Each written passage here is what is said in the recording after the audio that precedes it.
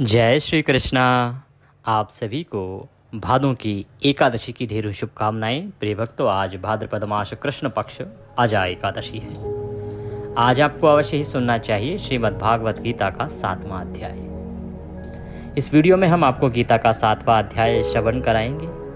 साथ ही इसका पुण्य अपने पितरों को कैसे अर्पित करना है, कैसे पितरों का तर्पण करना है, इसकी क्या विधि है और क्या नियम है, यह भी आपको बताएंगे, जिससे कि आप इस पाठ का भरपूर लाभ ले पाएं और पूर्ण फल प्राप्त कर पाएं। गीता का यह 7वां अध्याय मनुष्य के कल्याण के लिए सर्वोत्तम है। पुराण कहते हैं कि जो गीता के 7वें अध्याय को सुनता है और सुन के इसका पुण्य अपने पितरों को अर्पित करता है, तो उसके पितृ चाहे कहीं नरक में ही क्यों ना पड़े हों, वहाँ भी उनको तृप्ति प्राप्त होती है। और जब पितरों को तृप्ति प्राप्त होती है तो उसके जो वंशज हैं, जो ये तृप्ति प्रदान कर रहे हैं, उनका कल्याण होता है। और वैसे भी ये दक्षिणायन की एकादशी है। अभी सूर्यदेव दक्षिणायन है, और जब सूर्यदेव दक्षिणायन होते हैं उस समय पितरों के निमित्त जो भी कर्म आप करते हैं उसका पुण्य फल आपके पितरों को अधिक मिलता है। उससे आपके पितरों की तृप्ति अधिक होती है उत्तरायण की तुलना में। जब सूर्यदेव उत्तरायण आ जाते हैं उस समय जो पितरों को तृप्ति मिलती है उसकी तुलना में जब सूर्यदेव दक्षिणायन होते हैं तो पितरों को अधिक तृप्ति प्राप्त होती है। इसीलिए आज एकादशी के अवसर पर आपको अवश्य ही गीता का यह 7वां अध्याय सुनना चाहिए। और आने वाली अमावस्या शनिश्चरी अमावस्या है और दक्षिणायन की अमावस्या है, तो उस पर भी आपको यह पितृकर्म अवश्य करना चाहिए। आइए पाठ आरंभ करें। उससे पहले आपसे निवेदन है कि भगवान के पाठ का यह वीडियो है तो कृपया इसे एक बार लाइक अवश्य कर दीजिएगा। अपने पितरों की प्रसन्नता के लिए कमेंट बॉक्स में अवश्य लिखिएगा जय पितृदेव। आपके पितृ तृप्त हो, उनकी मुक्ति हो, इसके लिए कमेंट बॉक्स में लिखिएगा जय श्री कृष्ण। भगवान श्री कृष्ण, भगवान वासुदेव अवश्य ही उन्हें तृप्ति प्रदान करेंगे। आप देख रहे हैं देवभूमि ज्योतिष संस्थान का प्रतिष्ठित यूट्यूब चैनल देवभूमि धार्मिक। हम यहाँ पर सभी व्रत और त्योहारों की सही शास्त्रीय जानकारी प्रदान करते हैं। ज्योतिष शास्त्र और पंचांग के आधार पर आपको बताते हैं कौन सी तिथि कब है, व्रत आदि कब करना है, क्या विधि है, क्या नियम है और क्या गलती आपको नहीं करनी है, जिससे कि आप व्रत का संपूर्ण फल प्राप्त कर सकें। सही कथाएं सुनाते हैं, महात्म्य सुनाते हैं और सही विधियां बताते हैं, जिससे कि जीवन को संवारा जा सके। यदि आप सभी प्रकार की सही जानकारी पाते रहना चाहते हैं तो चैनल को कृपया अभी सब्सक्राइब कीजिए और बेल आइकन को प्रेस कीजिए। जब आप सब्सक्राइब का बटन दबाएंगे तो वहाँ एक घंटी का निशान बना हुआ आएगा, उसको अवश्य दबाइएगा, तभी आपको हमारे सारे वीडियो प्राप्त होंगे, अन्यथा आपसे जानकारी छूट जाएगी। प्रिय दर्शकों, सबसे पहले एक पीतल का लोटा लीजिए, उसमें थोड़ा सा गंगा जल भरिए, फिर शुद्ध जल भर लीजिए, थोड़े से काले तिल उसमें डालिए, एक तुलसी का पत्ता डालिए, कुशा अगर आपके पास है कुशा तो कुशा डालिए, सफ़ेद फूल अगर है तो सफ़ेद फूल डालिए। यह सभी सामग्री लोटे में डालिए, आसन लगाइए और दक्षिण दिशा की ओर मुख करके बैठ जाइए। दक्षिण की ओर मुख करके बैठ जाएंगे। उसके बाद हम गीता का 7वां अध्याय आरंभ करेंगे, वह श्रवण कीजिए और उसका पुण्य फल अपने पितरों को अर्पित कीजिए। ये इसलिए आवश्यक है क्योंकि आपके जीवन में अनेकों ऐसी परेशानियां हैं जिनका कारण आपके पितरों की नाराजगी या पितृदोष हो सकता है। जैसे आपके जीवन के आर्थिक संकट, आपके जीवन में आर्थिक परेशानियां चल रही हों, चाहे नौकरी ना मिल रही हो, मिलती है छूट जाती है, या धन संबंधी अन्य परेशानियां हैं, आपका बिजनेस नहीं चल रहा है, व्यापार बहुत कोशिश करने के बाद भी सफलता नहीं मिल पा रही है और आर्थिक हालात खराब होते जा रहे हैं, तो पितृदोष इसका कारण हो सकता है, पितरों की नाराजगी इसका कारण हो सकती है। आपके घर में ग्रह कलेश बहुत रहता है, या भाइयों के बीच में परिवार टूटने लगा है, या पति पत्नी के बीच में झगड़े और क्लैश होने लगे हैं, इसका कारण भी पितृदोष हो सकता है। आपकी संतान वृद्धि रुक गई है, कहीं कि वंश वृद्धि रुक गई है, संतान उत्पन्न नहीं हो पा रही है, ये भी पितृदोष को दिखाता है। क्योंकि जब पितृ नाराज होते हैं, तृप्त नहीं होते, पितृदोष होता है, तो इस तरह की परेशानियां जातक के जीवन में आती हैं, जिससे कि वह उस ओर ध्यान दे और अपने पितरों की तृप्ति और मुक्ति के लिए कर्म करे। ये जो कर्म आप करेंगे इससे आपके पितृ तृप्त होते हैं और अखंड तृप्त होते हैं। और जब पितृ तृप्त होते हैं, प्रसन्न होते हैं, तो वो आशीर्वाद देते हैं और उनके आशीर्वाद से ही आपका जीवन सफल होता है। शास्त्र कहते हैं कि यदि पितृ प्रसन्न है तो आपका जीवन सदा ही खुशहाल रहेगा। स्वयं नारायण कहते हैं कि पहले पितृ पूजा तदोपरांत देव पूजा। तो देवताओं से अधिक महत्वपूर्ण आपके पितृ होते हैं। ये पाठ कब करना चाहिए आपको? एकादशी पर करना चाहिए, अमावस्या पर करना चाहिए, पूर्णिमा पर भी करना चाहिए। अन्य जो महत्वपूर्ण तिथियां समय समय पर ऐसे योग बनाती हैं उनको हम अपने चैनल पर बताते रहते हैं कि अमुक तिथि पर पितरों के लिए यह कर्म करो, ये तिथि इसके लिए बनी है, तो आप उन तिथियों पर कर सकते हैं। अन्यथा इन 3 तिथियों पर तो करना ही चाहिए, सभी एकादशियों पर, पूर्णिमा पर और अमावस्या पर। संक्रांति पर भी कर सकते हैं और नवमी पर भी। तो लोटे को सामने रखिए, जल से भरा जो लोटा है सभी सामग्री डाल के आसन लगा लीजिए। आइए अब हम पाठ आरंभ करते हैं और पाठ की पूर्णता पे बताएंगे कि यह जल आपको पितरों को कैसे अर्पित करना है और कैसे इसका पुण्यफल आप अपने पितरों को अर्पित करेंगे। बोले कृष्ण भगवान की जय। श्री भगवान बोले, हे पार्थ, अनन्य प्रेम से मुझ में आसक्त चित्त तथा अनन्य भाव से मेरे परायण होकर योग में लगा हुआ तू जिस प्रकार से संपूर्ण विभूति, बल, ऐश्वर्य आदि गुणों से युक्त सबके आत्मरूप मुझको संशय रहित जानेगा, उसको सुन। मैं तेरे लिए इस विज्ञान सहित तत्व ज्ञान को संपूर्णतया कहूँगा, जिसको जानकर संसार में फिर और कुछ भी जानने योग्य शेष ही नहीं रह जाता। भगवान वासुदेव कहते हैं कि अर्जुन, जब तुम मुझ में चित्त लगाओगे और मेरे परायण होकर संशय रहित रूप से जानोगे कि मैं कौन हूँ, ये सृष्टि कैसे चलती है, उसको सुनो। मैं तुम्हारा ये जो भ्रम है इसको दूर करता हूँ। और अर्जुन, मैं तुम्हें विज्ञान सहित तत्व ज्ञान को पूर्णतया बताऊंगा, जिससे संसार में फिर और कुछ भी तुम्हारे लिए जानने योग्य बचेगा ही नहीं। हजारों मनुष्यों में कोई एक मेरी प्राप्ति के लिए यत्न करता है। भगवान कृष्ण कहते हैं कि सभी लोग मेरी प्राप्ति के लिए यत्न नहीं करते। हजारों मनुष्यों में कोई एक होता है जो मुझे प्राप्त करना चाहता है और उसके लिए यत्न भी करता है। और उन यत्न करने वाले योगियों में भी कोई एक मेरे परायण होकर मुझको तत्व से अर्थात यथार्थ रूप से जानता है। तो हजारों में कोई एक होता है और उन एक में से भी कोई एक ही है, कोई विरला ही है जो तत्व के रूप में मुझे जानना चाहता है। पृथ्वी, अग्नि, वायु, जल, आकाश, मन, बुद्धि और अहंकार भी, इस प्रकार यह 8 प्रकार से विभाजित मेरी प्रकृति है। यह 8 प्रकार के भेदों वाली तो अपरा अर्थात मेरी जड़ प्रकृति है। और हे महाबाहो, इससे दूसरी को जिससे यह संपूर्ण जगत धारण किया जाता है, मेरी जीव रूपा परा अर्थात चेतन प्रकृति जान। हे अर्जुन, तू ऐसा समझ कि संपूर्ण भूत इन दोनों प्रकृतियों से ही उत्पन्न होने वाले हैं और मैं संपूर्ण जगत का प्रभव तथा प्रलय हूँ, अर्थात संपूर्ण जगत का मूल कारण हूँ। हे धनंजय, मुझसे भिन्न दूसरा कोई भी परम कारण नहीं है।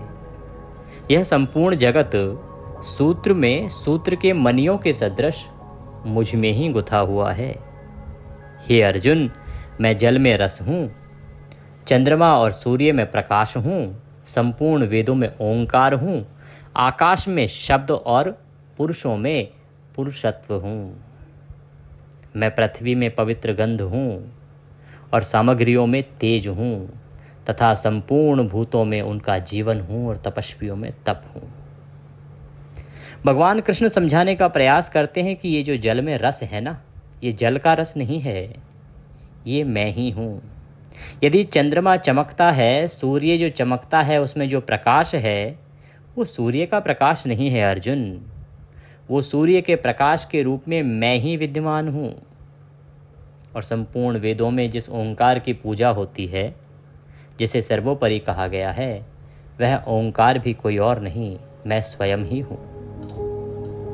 आकाश में जो शब्द होते हैं वो भी मैं हूँ और पुरुषों के अंदर जो पुरुष तत्व है वह भी मैं ही विद्यमान हूँ, और अग्नि का तेज भी मैं ही हूँ। जो अग्नि जला देती है उसमें इतना तेज है, वो तेज उस अग्नि का नहीं, वह तेज के रूप में मैं स्वयं विद्यमान हूँ। और जो संपूर्ण भूतों में जीवन है ना, वो संपूर्ण भूतों का जीवन भी तो मैं ही हूँ। इतने बड़े बड़े जो तपस्वी तप करते हैं, उन तपस्वियों में जो तप है वो भी भगवान वासुदेव ही हैं। भगवान कृष्ण कहते हैं, अर्जुन संपूर्ण भूतों का सनातन बीज मुझको ही जान। मैं बुद्धिमानों की बुद्धि और तेजस्वियों का तेज हूँ।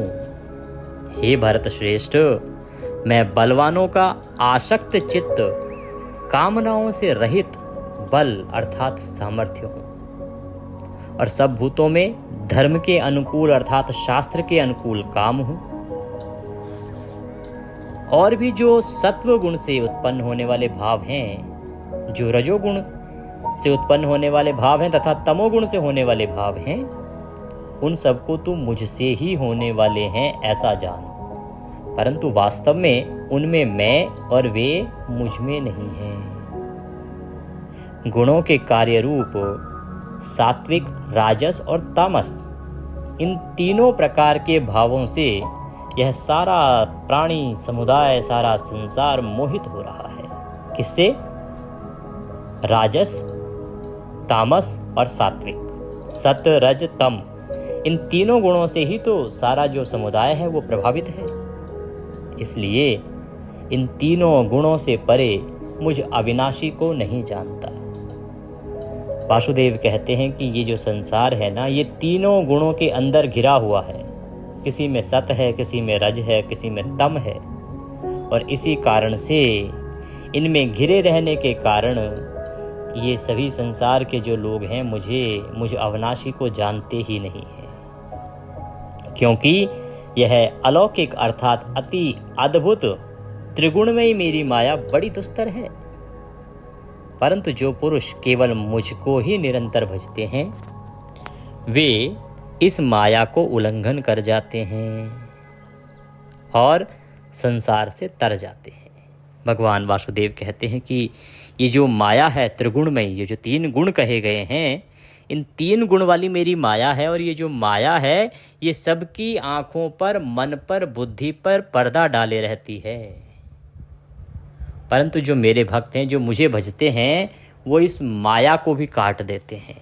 इस माया का प्रभाव उनके ऊपर नहीं होता, और उनके ऊपर माया का प्रभाव नहीं होता क्योंकि वो मुझे भजते हैं, और इसी कारण से वो इस संसार से तर जाते हैं। उनको जन्म मृत्यु के इस चक्र से मुक्ति प्राप्त हो जाती है, मेरा धाम प्राप्त हो जाता है।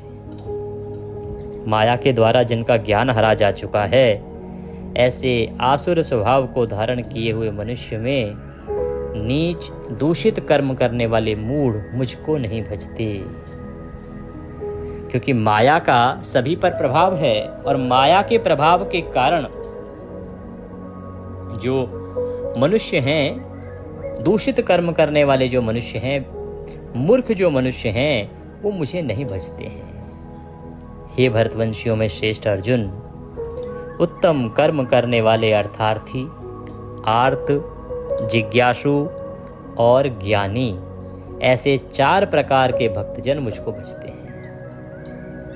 कहते हैं कि हे अर्जुन, चार प्रकार के लोग हैं जो मुझे भजते हैं केवल। वो कौन है? अर्थार्थी, आर्त, जिज्ञासु और ज्ञानी। और उनमें भी नित्य मुझ में एक ही भाव से स्थित अनन्य प्रेम भक्ति वाला ज्ञानी भक्त अति उत्तम है। जो ज्ञानी भक्त है वो इन चारों में श्रेष्ठतम है, क्योंकि मुझको तत्व से जानने वाले ज्ञानी को मैं अत्यंत प्रिय हूं, और वह ज्ञानी मुझे अत्यंत प्रिय है। ये सभी उदार हैं, परंतु ज्ञानी तो साक्षात मेरा स्वरूप ही है, ऐसा मेरा मत है।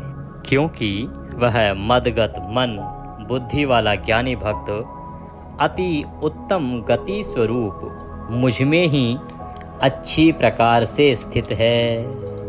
भगवान वासुदेव कहते हैं कि ये जो चार प्रकार के लोग मुझे भजते हैं, उनमें भी जो ज्ञानी व्यक्ति है वो मेरे लिए सर्वश्रेष्ठ है। उसका कारण ये है कि वो मुझ में बसा है और मैं उसमें बसा हूँ। और इसीलिए बाकी जो हैं वो सब उदार हैं, परंतु जो ज्ञानी है ना, उसको तो साक्षात मेरा ही स्वरूप समझना चाहिए, क्योंकि मैं उसमें बसा हूँ और ऐसा ही मेरा मानना है। और वह ज्ञानी सदा मुझ में ही स्थित रहता है, भली प्रकार से स्थित रहता है। बहुत जन्मों के अंत में और अंत के जन्म में तत्व ज्ञान को प्राप्त पुरुष सब कुछ वासुदेव ही हैं, इस प्रकार मुझको भजता है। कहते हैं कि बड़े सारे जन्म लेने के बाद मनुष्य को यह तत्व ज्ञान प्राप्त होता है। जब उसका अंत का जन्म आता है तब उसको तत्व ज्ञान प्राप्त होता है और उसे पता चलता है कि वासुदेव ही सब कुछ हैं, और इस प्रकार मुझको भजता है।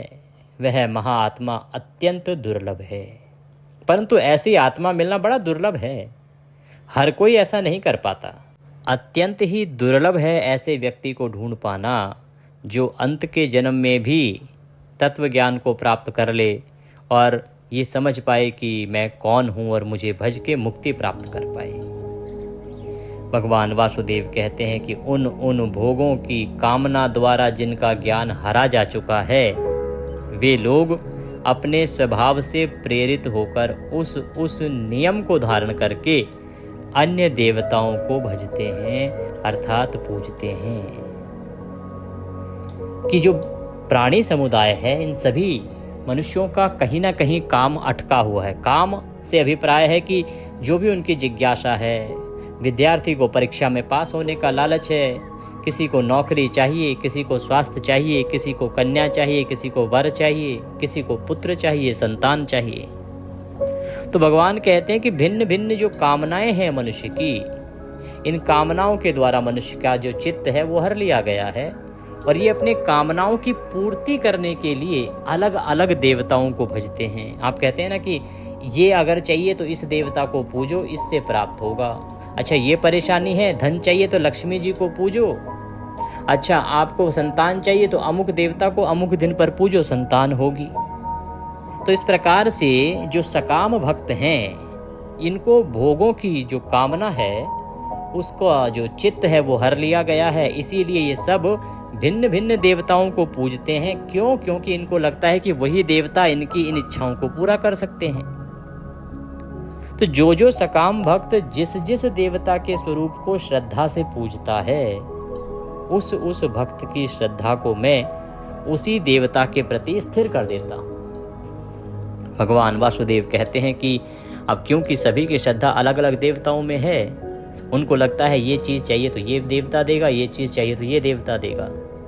तो जिसकी श्रद्धा जिस देवता में है ना, मैं कुछ ऐसा करता हूँ जिससे कि उसकी जो श्रद्धा है वो स्थित हो जाती है, स्थिर हो जाती है उसी देवता में। वह पुरुष उस श्रद्धा से युक्त होकर उस देवता का पूजन करता है और उस देवता से मेरे द्वारा ही विधान किए हुए उन इच्छित भोगों को निसंदेह प्राप्त करता है। कि जब वो उस देवता को भजता है तो वो जो व्यक्ति है वह उस देवता को भजने के बाद जो उसके इच्छित भोग हैं, जिनकी कामना की पूर्ति के लिए उस देवता को भज रहा है, वो निश्चित रूप से उन भोगों को भोग लेता है। जबकि सच्चाई ये है कि वो मेरे द्वारा ही विधान किए होते हैं। ऐसा नहीं कि कोई और देवता उसको कर रहा है, करता तो मैं ही हूँ। केवल जिस देवता को भज रहा है उसमें श्रद्धा को स्थिर करने के लिए उसके माध्यम से होता हुआ प्रतीत होता है, परंतु उन अल्प बुद्धि वालों का वह फल नाशवान है तथा वे देवताओं को पूजने वाले देवताओं को ही प्राप्त होते हैं। भगवान वासुदेव कहते हैं कि कृष्ण, ये जो लोग भजते हैं ना, ये जो कामना रखते हैं, तो इनकी जो कामना है, जो सकाम भक्ति है, ये सकाम भक्ति एक प्रकार से मंद बुद्धि वालों की होती है, अल्प बुद्धि वालों की होती है। क्योंकि वो समझते ही नहीं कि ये जो फल है ये तो नाशवान है। संतान चाहिए, आज नहीं तो कल नहीं रहेगी। धन चाहिए, आज नहीं तो कल नहीं रहेगा। वैभव चाहिए, आज नहीं तो कल नहीं रहेगा। परंतु मुक्ति, उसके लिए कोई प्रयास नहीं करता। ये सभी सकाम भक्ति में लगे रहते हैं, ये सभी अल्प बुद्धि वाले हैं। इसीलिए ये उन्हीं देवताओं को जाते हैं जिन देवताओं को ये भजते हैं। और मेरे भक्त चाहे जैसे भी भजें, अंत में वे मुझको ही प्राप्त होते हैं। भगवान वासुदेव को भजने वाले भक्त भगवान वासुदेव के धाम को ही प्राप्त करते हैं। भगवान कृष्ण कहते हैं कि अर्जुन, बुद्धिहीन पुरुष मेरे अनुत्तम अविनाशी परम भाव को नहीं जानता। मन इंद्रियों से परे मुझ सच्चिदानंदन घन परमात्मा को मनुष्यों की भांति जन्म कर व्यक्ति भाव को प्राप्त हुआ मानते हैं कि ये बुद्धिहीन पुरुष हैं। ये मुझे भी समझते हैं कि मैं भी मरकर पुनः जन्म लेने वाला हूँ। मुझे अविनाशी सच्चिदानंदन घन परमात्मा को ये जानते ही नहीं। अपनी योग माया से छिपा हुआ मैं सबके प्रत्यक्ष नहीं होता, इसलिए यह अज्ञानी जन समुदाय मुझे जन्म रहित अविनाशी परमेश्वर को नहीं जानता, अर्थात मुझको जन्मने और मरने वाला समझता है। कि जन समुदाय को लगता है कि मैं भी जन्मने वाला हूँ और फिर मर जाता हूँ। हे अर्जुन, पूर्व में व्यतीत हुए और वर्तमान में स्थित तथा आगे होने वाले सब भूतों को मैं जानता हूँ, परंतु मुझको कोई भी श्रद्धा भक्ति रहित पुरुष नहीं जानता। मुझे केवल जिसके अंदर श्रद्धा है, भक्ति है, वही जान सकता है। हे भरतवंशी अर्जुन, संसार में इच्छा और द्वेष से उत्पन्न सुख दुख आदि द्वंद्व रूप मोह से संपूर्ण प्राणी अत्यंत अज्ञानता को प्राप्त हो रहे हैं, परंतु निष्काम भाव से श्रेष्ठ काम का आचरण करने वाले जिन पुरुषों का पाप नष्ट हो गया है, वे राग द्वेष जनित द्वंद्व रूप मोह से मुक्त दृढ़ निश्चयी भक्त मुझको सब प्रकार से भजते हैं। जो मेरे शरण होकर जरा और मरण से छूटने के लिए यत्न करते हैं, वे पुरुष उस ब्रह्मा को संपूर्ण आध्यात्म को संपूर्ण कर्म को जानते हैं। जो पुरुष अधिभूत और अधिदैव के सहित तथा अधियज्ञ के सहित सबका आत्मरूप मुझे अंत काल में भी जानते हैं, वे युक्ति चित्त वाले पुरुष मुझे जानते हैं, अर्थात प्राप्त हो जाते हैं। भगवान वासुदेव कहते हैं कि जो अंत में भी यदि मेरा भजन कर लेता है, जप लेता है, तो वह भी मुझे प्राप्त कर लेता है। ओम तत्सदिति श्रीमद्भागवत गीता उपनिषत्सु ब्रह्म विद्यायाम योग शास्त्रे श्री कृष्ण अर्जुन संवादे ज्ञान विज्ञान योगो नाम सप्तमो अध्यायः संपूर्णः। बोले कृष्ण भगवान की जय। अब हाथ जोड़ के वासुदेव से निवेदन करेंगे। अपने हाथ में लोटा उठा लीजिए जिसमें सामग्री डाल के सामने जो रखा था। दोनों हाथों में लोटा पकड़िए और भगवान का ध्यान करते हुए निवेदन कीजिए कि हे भगवान नारायण, हमने ये जो गीता का 7वां अध्याय श्रवण किया है, इससे जो भी पुण्य प्राप्त होता है वह संपूर्ण पुण्य मैं अपने अमुक अमुक पितरों को अर्पित करता हूँ। यह पुण्य उन्हें प्राप्त हो तथा इससे वो तृप्त हो। इस प्रकार से संकल्प कीजिए। संकल्प करके इस जल से तर्पण कीजिए।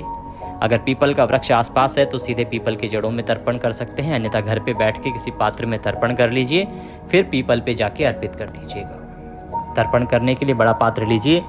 अपने सीधे हाथ में अंगूठा और उंगली के बीच का जो क्षेत्र है, यह पितृलोक का या पितृ तीर्थ कहा गया है। यहाँ से आप तर्पण कीजिए जल अर्पित करते हुए। अपने पितरों का ध्यान कीजिए। पितरों से निवेदन कीजिए कि हे मेरे पितरों, उनका नाम ले सकते हैं, संबंध बोल सकते हैं अपना, कि मैं आप सभी को यह जल अर्पित कर रहा हूँ। गीता का 7वें अध्याय का जो पुण्य है यह भी अर्पित कर रहा हूँ।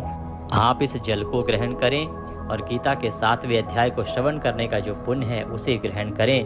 तृप्त हों और अपना आशीर्वाद दें। इस प्रकार से उनसे निवेदन करते हुए ओम पितृशे तर्पयामि पितृशे तर्पयामि पितृशे तर्पयामि पितृशे तर्पयामि और तर्पण कीजिए। तर्पण करने के बाद यह जल पीपल में अर्पित कर दीजिएगा। मंगलवारी है इस बार, एकादशी, उत्तम दिन है, पीपल में अर्पित कीजिएगा। जो उत्तम समय होता है इसको जल को अर्पित करने का वो होता है कुतुब काल का, जो लगभग 11:30 से और 12:15 के बीच में सभी भारतवर्ष में चल रहा होता है। तो इस समय पे आप तर्पण कीजिए। वैसे ये जो कुतुब काल का समय है ये सभी राज्यों में अलग अलग होता है, तो यदि आपको अपने राज्य का ज्ञात ना हो तो आप कमेंट बॉक्स में लिख के पूछ लीजिएगा। हम आपको अवश्य ही आपके शहर का या आपके राज्य का ये जो समय रहेगा कुतुब काल का वो बता देंगे, क्योंकि कुतुब काल का जो समय है ये सभी राज्यों का अलग अलग होता है, परिवर्तित रहता है। तो आप कमेंट बॉक्स में लिख के पूछ लीजिएगा। दक्षिणा आदि यदि कुछ भी भेजना चाहते हैं तो नंबर आपके सामने स्क्रीन पर आ रहा है, उस पर आप दक्षिणा आदि भेज सकते हैं। कुछ और पूछना चाहते हैं तो व्हाट्सएप का नंबर आपके स्क्रीन पर आता है, उस पर आप हमसे व्हाट्सएप के माध्यम से संपर्क साध सकते हैं। भगवान कृष्ण सब पर कृपा करें। जय श्री कृष्ण।